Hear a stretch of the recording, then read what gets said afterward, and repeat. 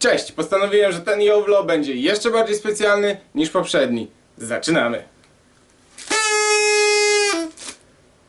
Wyciągam rękę na palec pętlę, by zacząć temat, co łamie szczękę.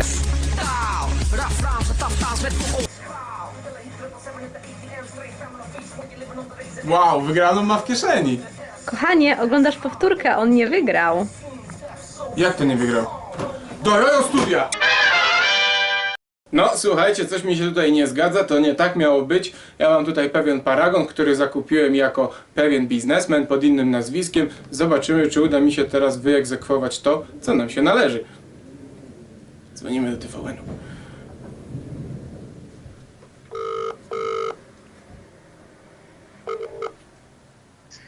Dzień dobry, telewizja TVN, słucham. Dzień dobry, proszę pani, coś panią słabo słychać? Moje nazwisko Blumstein, słychać mnie? Tak, słychać pana. Dzień dobry pani, proszę pani, Mordechai Blumstein, z tej strony kłaniam się. Proszę pani, ja tutaj mam dowód transakcji na zakup zwycięstwa pewnego zawodnika w pewnym państwa takim show, takim specjalnym, gdzie tam ludzie się popisują, skaczą po ścianach i co to nie robią. Proszę pani...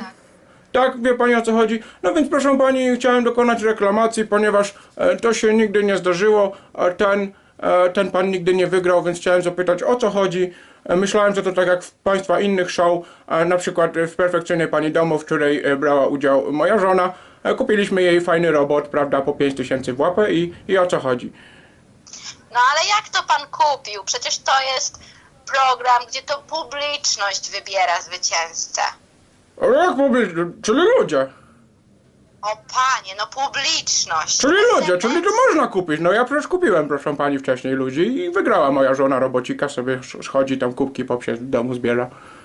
Wie pan co, to nie jest to show, to jest owszem ta telewizja i ja z tym nic nie mogę zrobić. A czyli ja muszę się kontaktować z panem przełożonym, z panem Adamem, który wcześniej mi załatwiał z Perfekcyjną Panią Domu ten interes? Nie z panem z panem Kubą To w takim razie, dziękuję bardzo pani, kłaniam się, Dziękuję będziemy bardzo. rozwiązywać sytuację. Do widzenia. Dziękuję, do widzenia. Trzeba ich wszystkich wykupić. A tak na poważnie, z kolejnych newsów dla machaczy, czy widzieliście nowy projekt fundraisingowy Jensena Kimita? Tak jest, dopiero co odszedł z Cliva, dopiero co skończyły się takie sygnaturki jak Woolly Marmot 2, a już mamy nowe modele od właśnie tego zawodnika. Fantastyczna sprawa, co najlepsze, nie obrał za cel tylko robienie metali i proszę państwa, oto nieresponsywne jojo drewniane. Fantastyczna sprawa, nie mogę się doczekać, aż będą w sprzedaży. Co ciekawe, w jednym z postów, który napisał, stwierdza, że najlepszą techniką, jeśli chodzi o wyrabianie drewnianych jojo, które jak wiadomo każde jest inne, ponieważ drewno ma różną strukturę w każdym swoim miejscu, najlepszą techniką wyrobu tych joj jest dopasowywanie pod względem wagi każdej połówki do drugiej, gdyż owocuje to lepszymi rezultatami, jeśli chodzi o performance, czy pewnie o wydajność i o wibe, niż odwrotna taktyka, czyli dopasowywanie połówek dokładnie kształtem, ażeby różniły się tyćkę wagą. Także możecie oczekiwać, że joja będą jedyne w swoim rodzaju, każde będzie inne od poprzedniego i unikatowe. Cholercia, miejmy nadzieję, że będą dostępne osobno, no i nie za $200.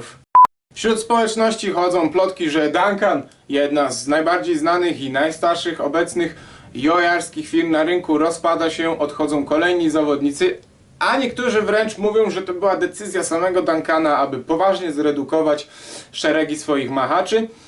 Co ciekawe, zrobiłem na ten temat trochę research. Newsa podał nam Bartek, natomiast prosto z USA. Natomiast ja zrobiłem swój research i znalazłem pewnego pana, który robi bardzo fajne tutoriale. Linki tutaj.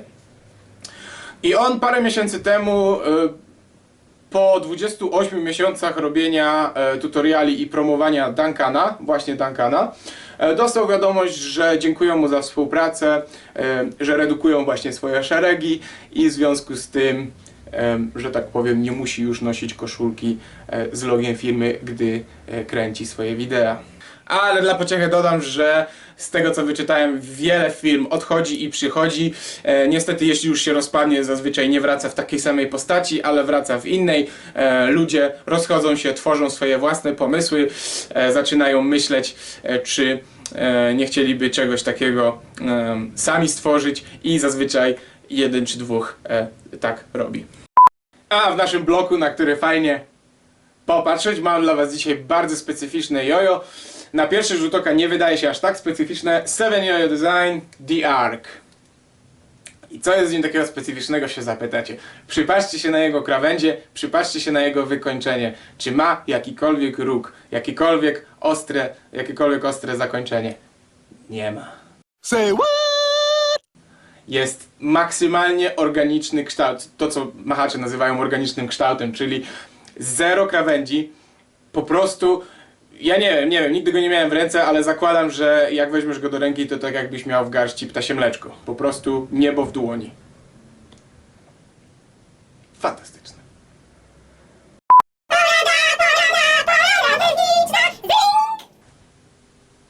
Hej ty, tak ty, chciałbyś nauczyć się fajnego combo?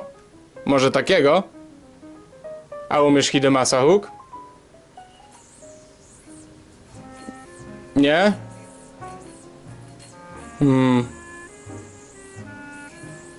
Zastanawiasz się, co robić, aby rzucić? Szukasz pomysłów? Desperacko poszukujesz rozwiązań? Nie martw się, nie musisz obcinać sobie kciuka. Gotowy, aby poznać sposób? Zaczynamy od Double or Nothing. Przerzucamy przez palec wskazujący ręki dominującej do 2,5. Później przez palec wskazujący ręki niedominującej rozszerzamy pętlę i wrzucamy jojo na przedni sznurek. Puszczamy wszystko i gratulacje, jesteś w Hidemasa Hook bez wykonywania Hidemasa Hook. Dobra robota.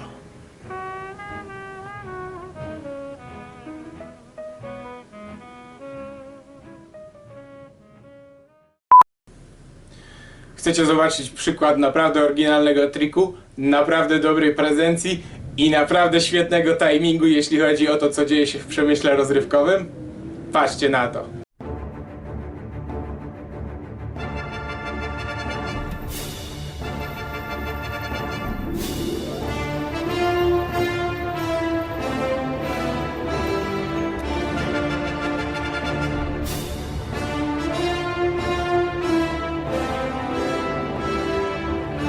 Widzieliście to? Widzieliście to? Gość jest Jedi.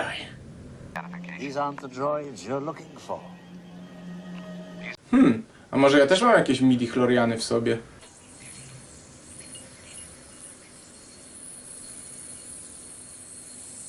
Oh my freaking god, I'm a Jedi! No dobra, żarty na bok. Technika, którą wykorzystuję, to tak zwane injection, czyli przeciwieństwo rejection, gdzie sznurek spadał z joja, tutaj sznurek wstrzeliwuje nam w jojo. Jak sam objaśnia autor, dzieje się to na zasadzie tarcia o jeden spad hamujący i lekkie przechylenie joja, dzięki czemu sznurek jest spychany, czy leży na padzie, który wiadomo obraca się z bardzo dużą prędkością, przez co gdy sznurek łapie tarcie, wystrzeliwuje nam do ręki. Jest parę tego wariacji, jak już wspomniałem na początku. Dajcie znać w komentarzach, jeśli chcecie do tego tutorial. Przetestowałem te triki, przetestowałem go na paru różnych jojach, na paru różnych sznurkach i na paru różnych łożyskach. I tak jak gość mówi w filmie, rzeczywiście nie na wszystkich sznurkach, nie na wszystkich jojach i nie na wszystkich łożyskach to działa. Także jeśli chcielibyście taki zaawansowany, już prawie ekspert trik, dajcie znać. I to by było na tyle, mam nadzieję, że się podobało. Dzięki wam wszystkim, którzy nas wspieracie, zostawiając łapki w górę, mówiąc innym o tym show. Każdy, mam nadzieję, znajdzie tutaj coś dla siebie.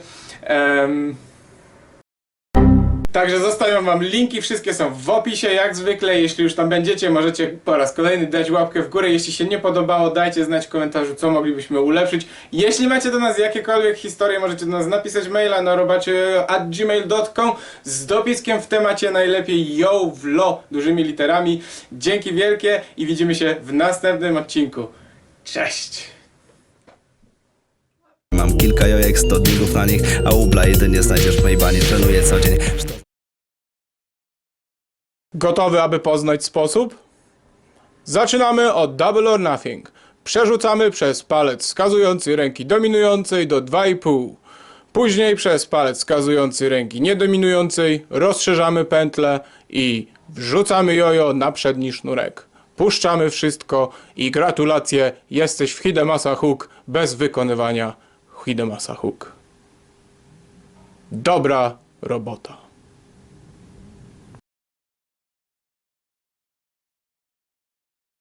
Jakby na przykład wypuścili takie jojo z kolaboracją na przykład z Walking Dead od Telltale Games i za każdym razem jakbyś spinował, w środku byłby taki głośniczek zasilany na malutką bateryjkę, by wydawał takie i by było "Can you walk the dog? No, but I can walk the zombie".